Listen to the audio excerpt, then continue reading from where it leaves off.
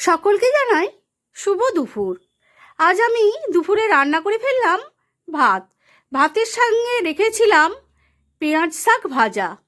পেঁয়াজ শাকটাকে আমি বেগুন দিয়ে রসুন দিয়ে ভেজে নিয়েছিলাম, আর করে নিয়েছিলাম বেগুন পোড়া। শীতকাল মানেই বেগুন পোড়াটা খুব ভালো লাগে। সেই বেগুন পোড়াটাকে আমি পেঁয়াজ দিয়ে, লঙ্কা দিয়ে, বড়ি ভাজা দিয়ে চটকে নিয়েছিলাম। আর রেখেছিলাম ছাতুর ঝাল।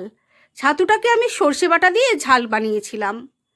আর রেখেছিলাম টমেটো পোড়া। টমেটোটাকে আমি গোটাই রেখেছিলাম, চটকাইনি। আমি গোটাই খাবো বলে রেখেছিলাম, সেই জন্য গোটাই দিয়ে দিলাম। আর করে নিয়েছিলাম ডিমের ঝোল। গোটা গোটা ডিম দিয়ে আলু দিয়ে ঝোল বানিয়ে নিয়েছিলাম। আর সাথে ছিল চিকেন তন্দুরি।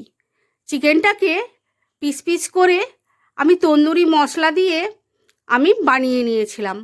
তোমাদের কার কেমন লাগলো জানিও। ভালো